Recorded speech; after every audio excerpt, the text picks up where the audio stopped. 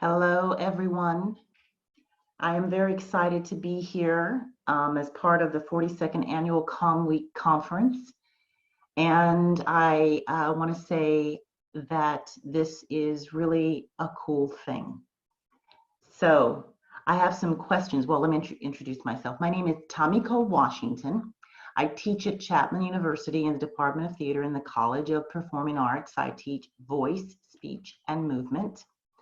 And I love teaching, so I just wanted to say that. And I really enjoy the process of teaching with my students and helping them to gain a better knowledge of what it means to implement certain skill sets and techniques involving vocal production, but not simply vocal production, but proper vocal production, and doing it in a healthy way as well. So I have some questions that were given to me, and I'm going to ask the question and then I'll answer the question. These are questions from students. So the first question is, do you apply principles from speech language pathology into your methods? Have you ever referred any of your clients to a speech language pathologist? And so the method, so this principles of speech pathology, as I'm sure many of you know, the screening and evaluation, assessment, goal setting and intervention, consultation with and education for team members, which of course my students would be my team members, service coordination, transition planning, and then advocacy.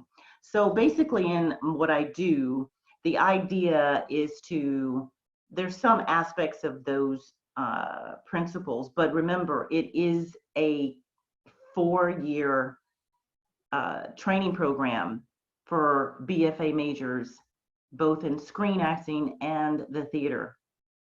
So when they come in, they don't have any knowledge of what it means to actually speak properly or even consider proper vocal production for a performance. All they care about is acting.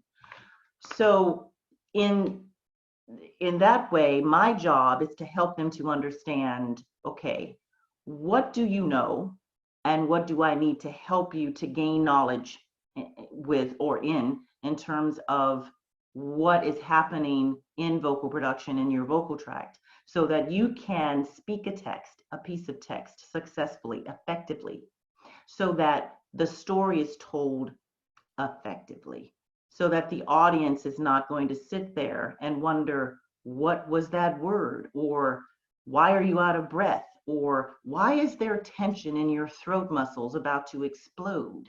So yes, there are some of those aspects, but remember, it's different because advocacy or the screening and all that stuff, you have to audition the students, and then you have expectations when they audition. And then you have a goal set for yourself in terms of assessment, assessing these students in class based on whether or not they can speak effectively or use breath supports effectively, and then utilize that in performance. And then you have the idea of consultation. The idea of consultation to me is my private lessons that I have with my students so that they can get personalized education and personalized attention from what they learn in class. And then the service coordination is probably not something that is included in what I do. And then transitional also, that's not something, unless you think of me transitionally planning my students for a different type of training, sort of grad school, or training them to do something different than theater, like for instance, voiceover work. And then advocacy, I'm an advocate for my students, helping them to move past the 4-year training program into a professional setting if they need that, helping them to figure out what are their options if they wanted to do a career like voiceover work, or do the idea of being a teacher or a high school teacher versus a professor, or specializing in speech pathology, because I have one student over this past year who's interested in speech pathology as a continuing education interest for that student. Okay, and then the speech pathologist, I always recommend 2 speech pathologists to my students. One is Joanna Kazden, C-A-Z-D-E-N, and she's in Los Angeles. And the other one is Thomas Headley in Laguna Hills, California. And they're both awesome. And most of my students that I send there generally have nodules, vocal nodules.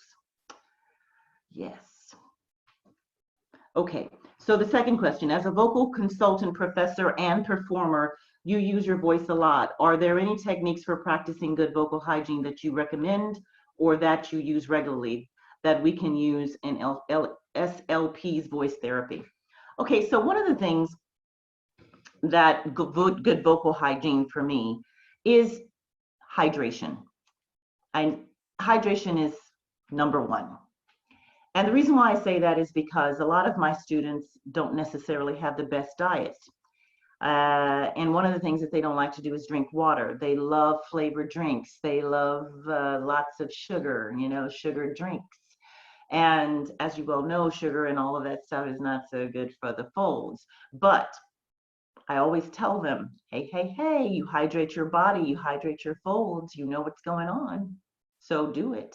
So that's the one thing, is to hydrate and to maintain that hydration so you can help your wonderful folds who do a lot of work all day long when you're speaking. So that's the number one thing. Another thing is to teach. I'm really big on the idea that if you're going to teach someone how to improve their vocal production, you have to give them you have to set them up for success. And that is, if you're going to teach someone, you have to say, this is what this is. This is the anatomy. This is the anatomical, item. And this is the physiological item. So this is what this is, and this is what this does. And so because of that, if you give them that option, you say, look, I know you understand what your folds are. Do you know what they look like? Do you understand the purpose of these folds? What are they doing all day long in your larynx? And I think that's really important, is to get whoever you're working with is to understand this is what this is. Do diagrams, do whatever you can to get this person to see what this is. And of course, laryngoscopies and things like that, people will see if they have problems, what's going on with their folds. But for a student, we don't have those types of technologies and those aspects of training in a four-year program. So diagrams to me are key, and films, anatomical, physiological presentations on video to help them understand what is a healthy voice or a vocal tract and what is an unhealthy vocal tract. So definitely hydration and awareness of what these aspects are, the anatomy, and then the physiology of what's going on with those vocal tract organs. Next, as a vocal consultant in Los Angeles, have you ever worked with a speech pathologist for one of your clients? If so, what was your experience like?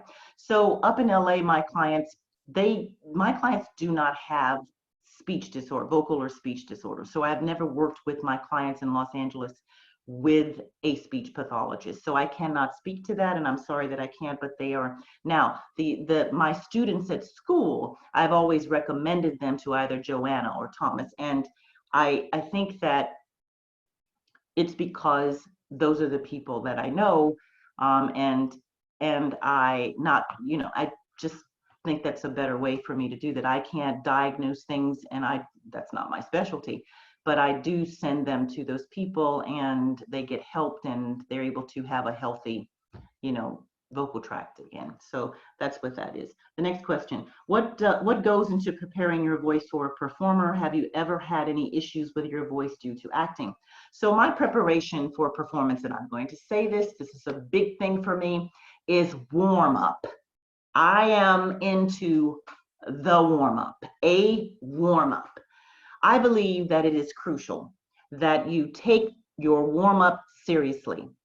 I have never, ever in my life met a professional actor who has never warmed up.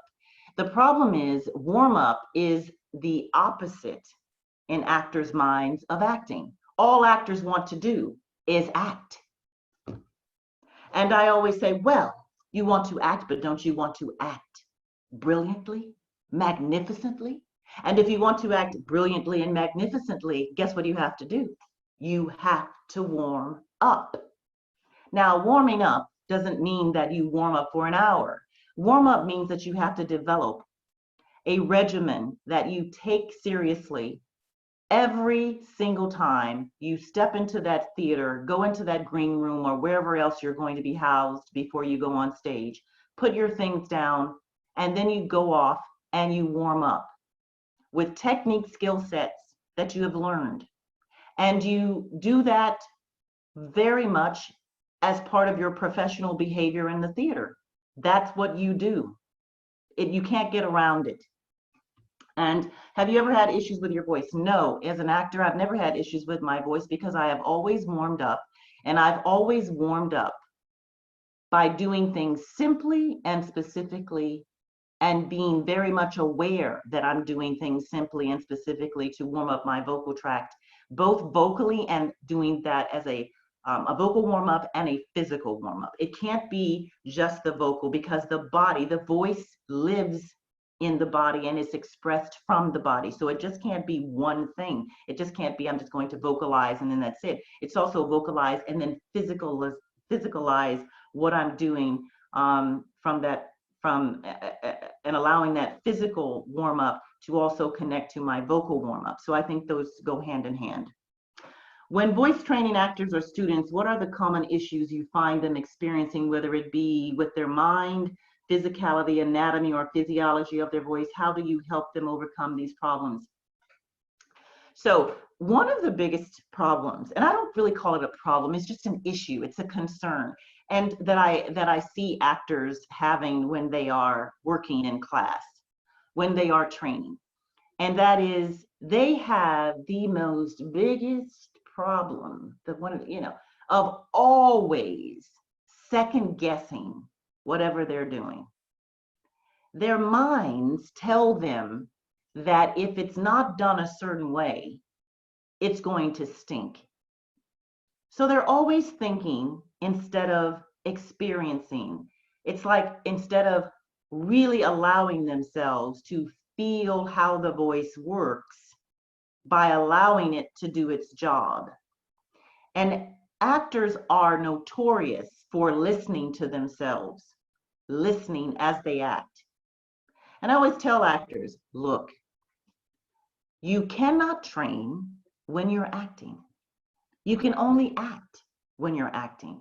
You train and develop skill sets and techniques vocally so that you know you have that ability to do it and then trust it and then just go and do it.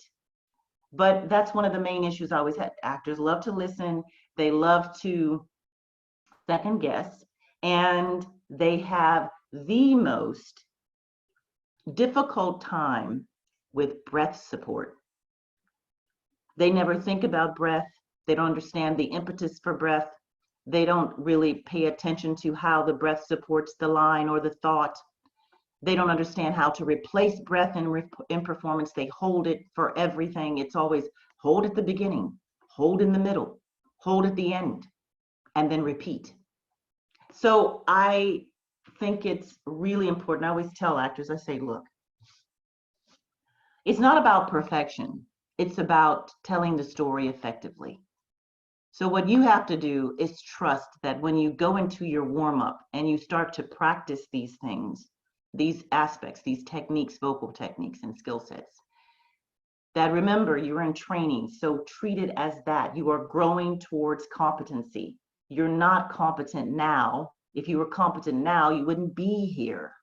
So there's a process with everything. There's the beginning stage, there's a middle stage, and there's a end stage. And hopefully the end stage is you're advanced enough and competent enough in the skill sets to actually create a character that can communicate effectively, communicate that story effectively without thinking about how you're going to speak those lines, how you're going to support those lines with breath support, and how to maintain relaxation in that vocal tract.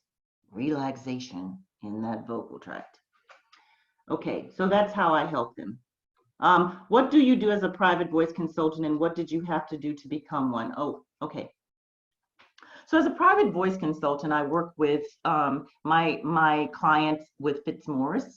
Most of them are wanting to learn how to support more breath support work and how to maintain clear thoughts and images when they are communicating their lines. Now, remember, a script for a film is not a script for a play. It's broken down completely different. And speaking in a film situation is very different than speaking in a state on a stage or in a stage situation. In film, you have your boom, and the boom is there, and so you're like trying to whisper, you're trying to be so engaged, and you're trying to make sure that everything is internal is being released. Okay, fine. And I always tell actors and my clients, I always say, look, even though there's a boom, you still have to use breath support. You still have to have clear thoughts and images, and you still have to connect your emotional life to whatever it is you're saying when you're speaking. It all works together.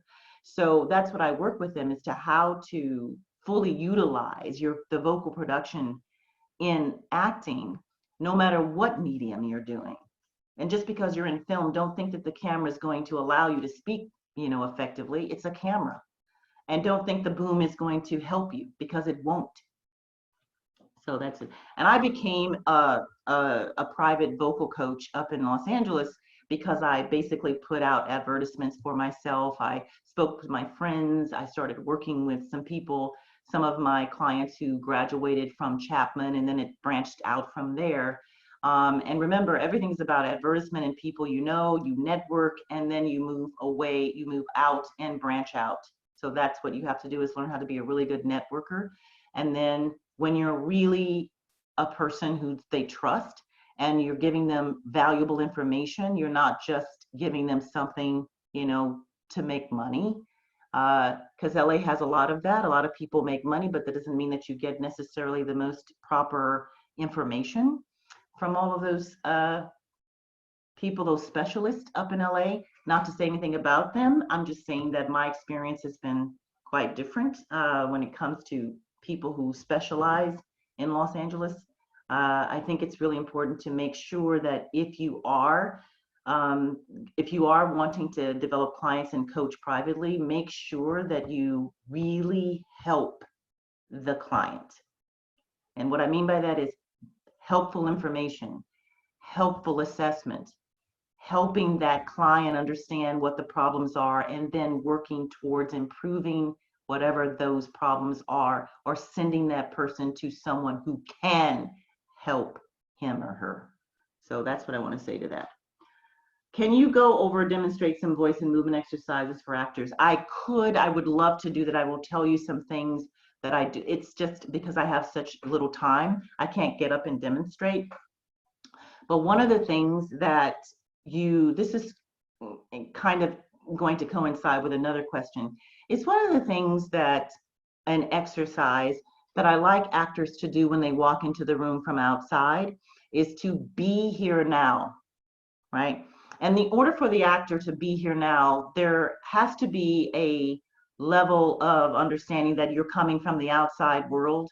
You just had to wait at a train track and allow the train to pass, or you were in a car and you yelled at somebody, or maybe you had an argument with a relative, maybe your dog did something crazy, maybe you walked down the street and someone yelled, maybe you almost walked down the street and got run over by somebody. So there's all these distractions. So one of the things that I like to do for my students as an exercise as to coming in, being here now and being present in the space, is to come in, sit down, and breathe. Release the outside world. Don't allow the outside world to affect this moment in time in this space. Close your eyes and be present in your body and just breathe.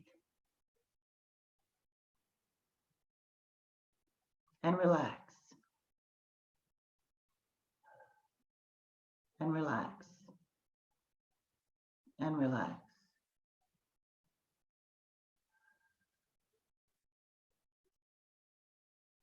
And relax.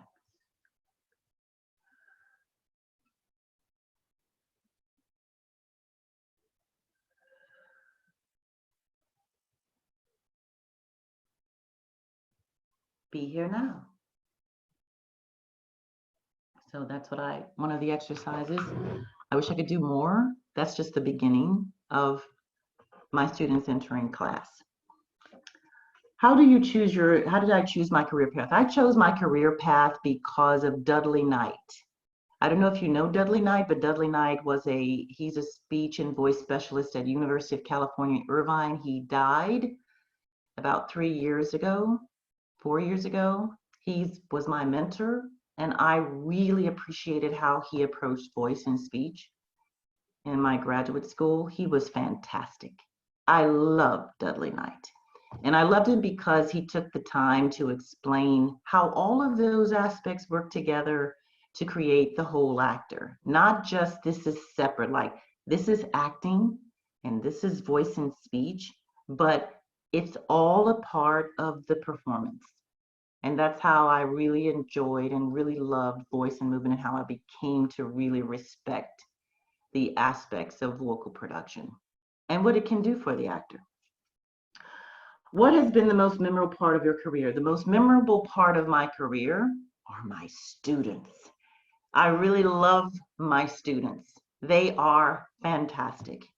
And I don't say that because I'm just saying because I love my students. I actually do love my students. They are the reason why I get up and I go to school when I could go to school.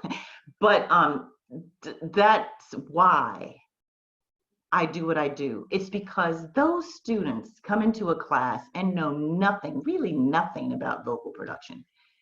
And then when they leave, they have tool sets that they can use to maintain this healthy vocal tract, and they can utilize these skill sets wherever they are. They can utilize it in a car.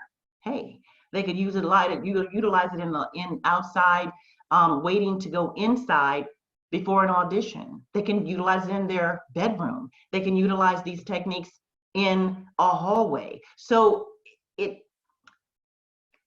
they are the reason why I do this. That's the most memorable. Their understanding is enhanced, and they're able to utilize these skill sets and techniques. What has been also being someone that depends on the use of her voice, how does a sore or sick voice affect the workday for you? Furthermore, do you incorporate any techniques on a regular basis to help keep your voice healthy? So everybody is different in terms of how they speak, how they utilize breath. And for me, on a daily basis, I told you, hydration.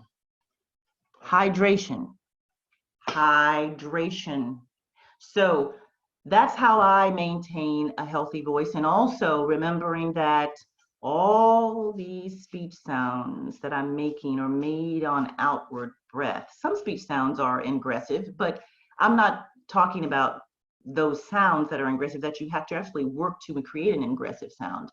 I'm talking about the airflow from the lungs, okay? I'm talking about the idea that when I'm speaking, I understand that my breath support has to connect to these sounds, this vibration, these vibratory sounds being shaped by my articulators into the outside world, and I need this to help maintain. So I'll take a drink. Okay, so that's number one. And then keeping your voice healthy is making sure that one, you have this, hydrate that body, hydrate the folds through the body by drinking water. And the next is, when you know you're overworking your voice, stop speaking. You just have to stop speaking. And I always tell my class, I always say, look, if you know you're going to go into a situation where you're going to yell and scream at the top of your lungs, do not be surprised the next day that you have lost your voice, because you have strained those poor folds to death. So you overworked them. You screamed at the top of your lungs. You strained your poor folds. So what do you expect? So the idea is, if you know that you are speaking and you don't have hydration, you can't drink water, and you just keep talking and talking and talking, you're going to dry your vocal folds out, and you're going to probably damage them in some way. So if you know that you're going to become vocally tired and you're becoming vocally tired, Just make sure you have this at hand, but also stop speaking, rest your voice, and to, rejuvenate your voice, your folds. Can you describe your role and responsibilities as a private voice consultant? I think I've already done that. Your profile mentions a vocal methodology. Can you please explain what that is, what it entails, as well as research, if any, for the efficacy, effectiveness? So systems, methodologies are systems of methods, and methods are ways of doing things. So what is my way of doing things? My methodology involves, okay, class, let's talk about what you're going to, first and foremost, what you're going to gain out of this class. What is this class for? What is the reason for this class? And then I get into, okay, let's talk about what is the vocal tract. Students don't know what a vocal tract is. All they know is that a vocal tract? Is that like, you mean like something that happens? Okay, so they don't know anything about the vocal tract. They don't even know where their larynx is. They don't know where the folds are. They don't know what's happening from here to here, all the way down to your lungs. So I have to go and demonstrate. My method is to teach the anatomy aspect and then the physiological aspect. And then once they understand that, and I show videos with the anatomy and the physiological aspects of voice in the vocal tract. And then I talk about some issues with damaging the voice and what happens when the voice is damaged and what things could progress in terms of voice, in terms of disorders, and what that is. I do so also talk about how some disorders are not able, you're born with certain disorders on your folds and in your vocal tract. And that's something you can't help because you were born with them. But there are other aspects of disorders that happen because of misuse. And the misuse is what you have to deal with, right? How to stop the misuse, to recondition yourself to not do those things that cause the voice to break down or shut down or become damaged. And the efficacy is, for me, is to start off at that point, and then the end result is through demonstrating. You have to demonstrate, right? To get to the end result, students have to demonstrate how these aspects of proper breath support, how to use that breath support when you're speaking lines or communicating, how to communicate effectively with breath support, how to maintain this idea of rib swing when the breath is being allowed into the lungs and you have to expand that rib cage, and then how to create this idea of utilizing breath and siphoning the breath out at certain, consistently, so that you can sustain a line or a thought or the imagery in text. And then the idea is to demonstrate that with text. I always assign text, and I always do Greek monologues because Greek monologues are very difficult. I know everyone wants to talk about Shakespeare. I love Shakespeare, but I always assign Greek text because it's very foreign to them, more foreign than Shakespeare, and they have to learn how to deal with heightened language. And if they can deal with heightened language, then they can pretty much speak anything. So I deal with that Greek monologue and demonstrating these aspects of breath support, articulation, dealing with learning the IPA for American symbols, consonants and vowels and diphthongs and the triphthongs, and then going through and putting that all together into a finalized product of presenting a monologue, a heightened piece of text, Greek monologue, and then eventually a sonnet. So that's how I work with my methodologies. What advice would you have for the SLP who was interested in working with the actors to get their foot in the door? I think you have to have a passion for being an SLP. I think because it's a very small group of people that are speech language pathologists. It's not a big group of people. These are people that are very passionate about what they do. And my advice to you would be to really want to do this kind of work. I think it's very heady work. You know, speech language pathologists have to know a lot of details about scientific, analytical, physiological aspects of the voice. And if you're not interested in that, then don't do it. It's not, if you're only interested in the, the idea that you want to figure out just how someone talks.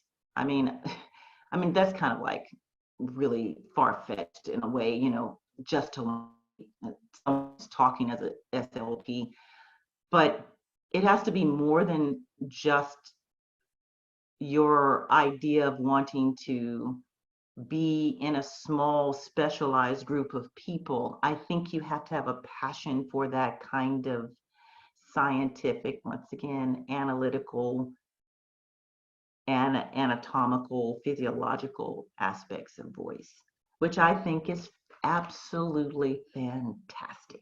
I like SLPs because without them, where would we be in helping actors?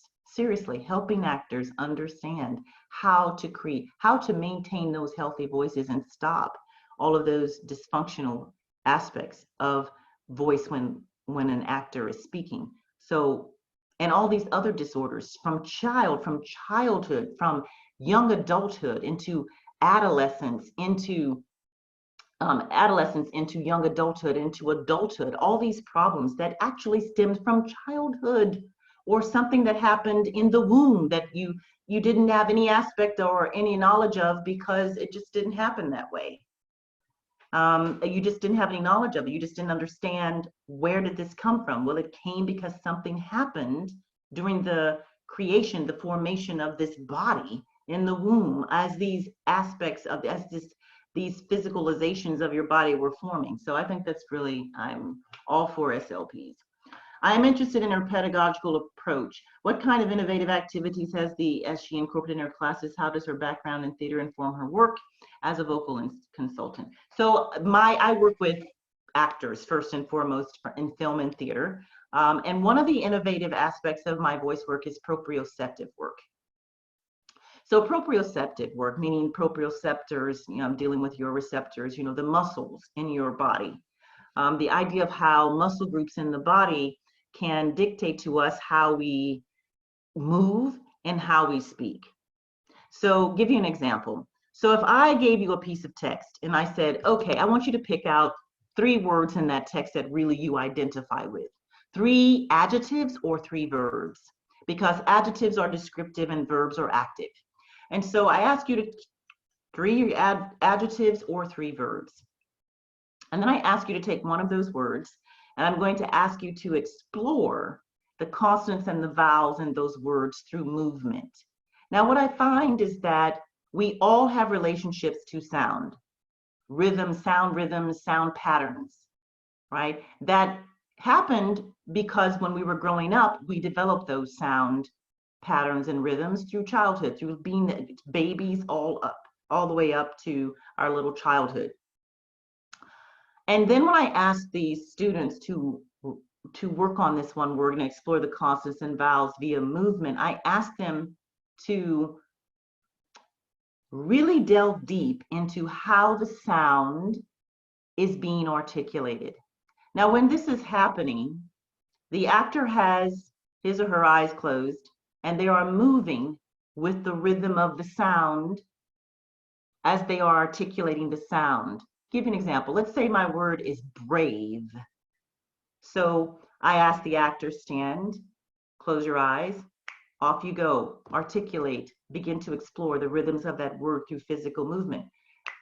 Sound, brave, ba ba, ba ba, ba ba, ba ba, ba ba, ba ba, ra ra ra ra, a, a, a, a, v, v, v, v, v, v, br, b, b, r, r, ave, br, b, r, ave, ave, brave,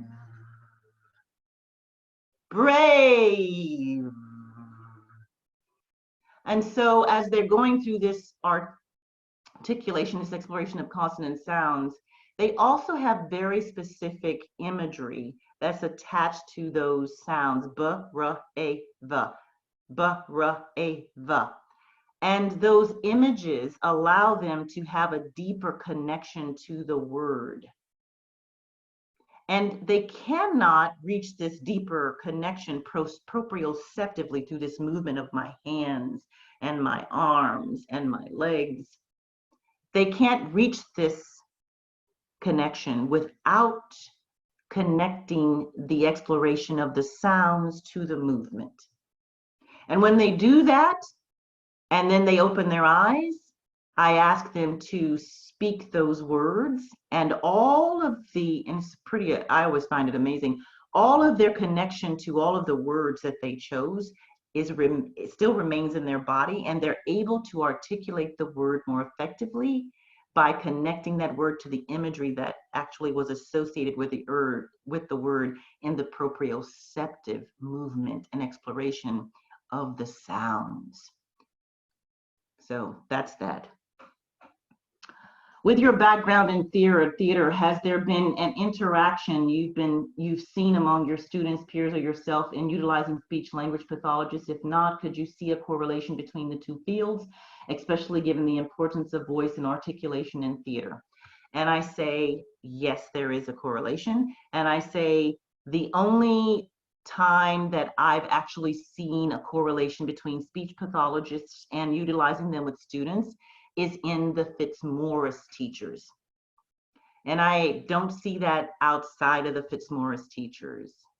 And I just, because I think Fitzmaurice work is in its own right can be very clinical and helping students to understand, and just not students, but clients, anyone who's interested in that kind of work, to understand their voice in a more productive way, and how the mind and the emotional and the breath, the mind, the emotions, the breath, and the vibration, and how you can bridge the gap between all of those areas and bring them together so they work cohesively, is through that Fitzmaurice work. And then also bringing speech pathologists, because speech pathologists actually, many of them use Fitzmaurice work in their practice. And I think that's how you kind of bridge the gap, because there's this idea of bridging all of these areas together, and then you have the scientific, analytical, physiological aspects of helping people understand these disorders and how to fix them and all this other stuff, how to correct and all of that, and then bringing them together so that there's a better understanding overall of how to work with clients, students, children, adolescents, adults, especially given the importance of voice and articulation. So I think articulation is really important. I explained something about my articulatory aspects of teaching. So the articulation to me is about placement, understanding through what that placement does. So we all have articulators, these organs in our mouth, our vocal tract. They all have specific purposes. And in order to understand what that purpose is in articulation, the students have to understand first what is going on. What is this? What is this? This is a tongue. What does it do? Lips, teeth, gum ridge, alveolum, hard palate, soft palate, glottis. Okay, so we have all of these things, but the idea is, what is it? What's the placement? And then we move into those areas of understanding what these areas do, and be very specific about what's going on with each area, so that the students know that bilabial sounds or bilabial sounds, they're not going to be hard palate sounds, are they? No, they're not going to be palatal. So you have to really, that's my thing about understanding those areas, and then dealing with the IPA symbols for American English, and then really getting them to understand these symbols and the placements and what's happening with that. So I really believe in articulation, and I think that articulation is very important also in teaching voice, because without the aspect of vocal production and the breath and the vibration, we really cannot really utilize these areas effectively. So that's how I think about that. I hope I answered that. When did you know that acting was your passion and that it was something that you wanted to pursue? I noticed when I was a little girl, I'm going to date myself. I don't care. I'm going to tell you anyway. When I was a little girl, I used to watch the Lola Falana show. Lola Falana was a flamenco dancer in Las Vegas back in the 70s. And she was so fantastically gorgeous and glamorous. And she had long legs. She was beautiful. And she had her show on TV, the Lola Falana show. And me and my sisters and my family used to watch that show when I was a little girl. And that's how I got interested in acting, is because of her. She could sing, she could act, she could dance. And I really, really loved her as a kid. And that's how I got into it. And then eventually I got more serious in the last year of senior year of high school. And then that's when I knew, going through high school, getting really involved with theater and the drama club, that's the direction I wanted to take. So I want to say thank you for your questions. I hope I was helpful, and I hope that you gained some knowledge about my methodologies and what I do, and how I approach what I do at Chapman University as a voice, speech, and movement teacher. And I want to say thank you for the opportunity, and I hope you have a wonderful week and a wonderful evening. Thank you so very much. Bye.